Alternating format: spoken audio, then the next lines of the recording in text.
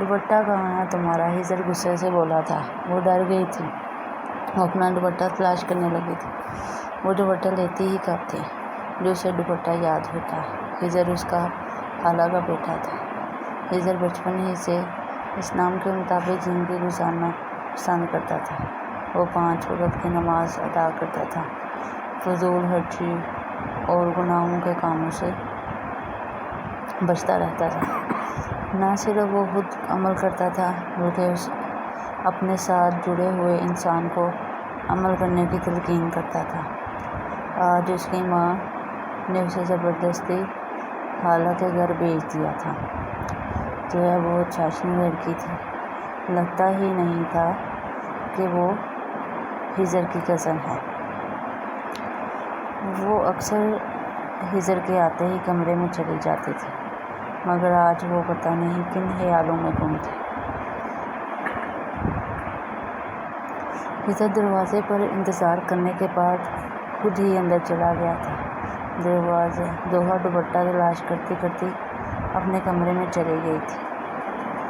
ہجر باہر ہال میں ہی بیٹھ گیا تھا۔ اس کی عادت تھی کہ وہ بغیر اجازت کسی کے کمرے میں نہیں جاتا تھا۔ کافی دیر کے بعد اس کی خالہ بازار سے آئی تھی۔ کب آئے ہو ہجر؟ 1 گھنٹہ ہو گیا ہے۔ ہجر نیچے منہ کر کے بیٹھا تھا۔ تمہیں کسی نے پانی تک نہیں پوچھا ہوگا۔ نہیں خالہ، اس کی ضرورت نہیں ہے۔ امی نے کچھ پیسے دیے تھے آپ کو دینے کے لیے۔ اچھا بیٹا، ماما کو شکریہ کہنا میری طرف سے۔ وہ خدا حافظ کہہ کر چلا گیا تھا۔ ہجر کے جانے کے بعد تم نے پانی تک نہیں پوچھا ہوگا۔ اس سے ان کو تمیز نہیں ہے۔ بار بار دوپٹہ لینے کا بول رہے تھے تو اچھی بات ہے نا، لو دوپٹہ۔ وہ چپ کر گئی تھی۔ ہجر نے گھر آتے ہی بولنا شروع کر دیا تھا۔ ماما، خالہ نے زویا کو تمیز تک نہ دی ہے، نہ وہ دوپٹہ لیتی ہے، نہ گھر آئے مہمان کو پانی پوچھتی ہے۔ میں دوبارہ نہیں جاؤں گا۔ وہ یہ کہتا وہ اپنے کمرے میں چلا گیا تھا۔ اس کے کمرے میں ڈھیر ساری اسلامی کتابیں موجود تھیں جن کا وہ ہر روز مطالعہ کرتا تھا۔ ظہر کی نماز کی اذان ہو گئی تھی۔ وہ نماز پڑھنے چلا گیا تھا۔ گھر آتے ہی وہ پھر سے لیٹ گیا تھا۔ ہجر ماں کی آواز سن کر اٹھ گیا تھا۔ جی ماما، تم شادی کیوں نہیں کر لیتے؟ ماما، لڑکی تو آپ کو ہی پسند کرنی ہے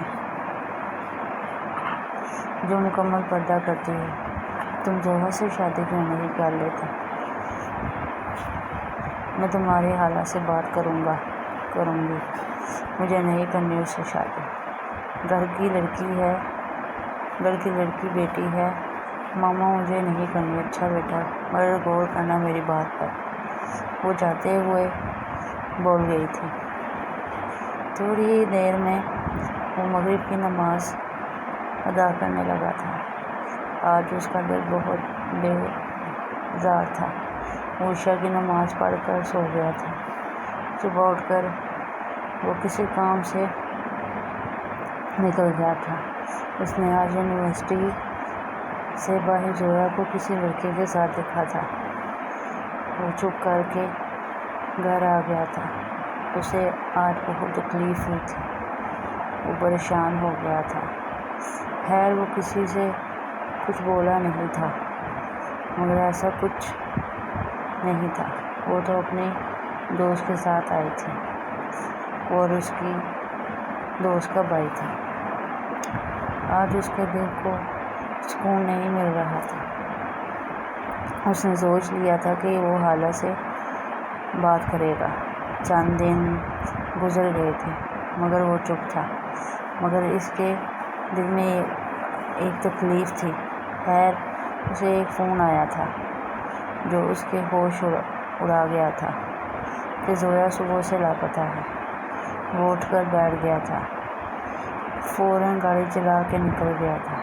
وہ زویا کو تلاش کرنے لگا تھا۔ بار بار اس کے ذہن سے وہ بات نہیں جا رہی تھی۔ کاش وہ خالہ سے بات کر لیتا، مگر اب وہ کیا کر سکتا تھا؟ اسے تلاش کر کے گھر لے آیا تھا۔ زویا کے باپ کو اتنا غصہ تھا کہ وہ زویا کو گھر سے نکال رہا تھا، مگر ہجر کی ماں نے کہا تھا کہ زویا کو مجھے دے دو، لاؤ کوئی سرخ دوپٹہ دو اس کے اوپر اور کرو اس کو رخصت۔ ہجر اس کو چھوڑ کر چلا گیا تھا۔ ہجر کو فون کیا جا رہا تھا۔ ہجر آ گیا تھا۔ مولوی صاحب کا انتظار ہو رہا تھا۔ ہجر اس سے پہلے کچھ بولتا، اس کی ماں نے اسے واسطہ دینا شروع کر دیا تھا۔ نکاح ہو گیا تھا۔ زویا ہجر کے گھر آ گئی تھی۔ ہجر کمرے میں خاموش بیٹھا تھا۔ دونوں کے درمیان خاموشی چھا گئی تھی۔ ہجر اتنا اچھا تھا، زویا نے کبھی سوچا ہی نہیں تھا۔ وہ اپنے سارے کام خود کرتا تھا۔ زویا کو اس سے پیار ہونے لگا تھا۔ ہجر آج جلدی گھر آ گیا تھا۔ زویا کو نماز پڑھتے دیکھ کر خوش ہو گیا تھا۔ ہجر اس کے پاس مصلی پر بیٹھ گیا تھا۔ زویا کی آنکھوں میں آنسو آ گئے تھے۔ ہجر اس کے آنسو کو صاف کرنے لگا تھا۔ وہ زویا کے سارے حق حقوق پورے کرتا تھا۔ وہ زویا کے ساتھ بیٹھ کر باتیں کرنے لگا تھا۔ دونوں ہنس دیے تھے، ہنس کر باتیں کر رہے تھے۔ ہجر آج دل سے خوش تھا۔ زویا اب سادہ کپڑا پہنتی تھی، سر پر دوپٹہ لیتی تھی، نماز ادا کرتی تھی۔ وہ اسلام کے مطابق زندگی بسر کرنے لگی تھی۔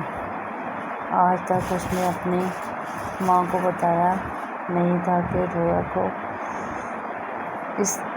کس دوست نے دھوکہ دیا تھا۔ خیر، اس کی ماں زویا سے بہت خوش تھی۔ Please subscribe to my channel for more videos.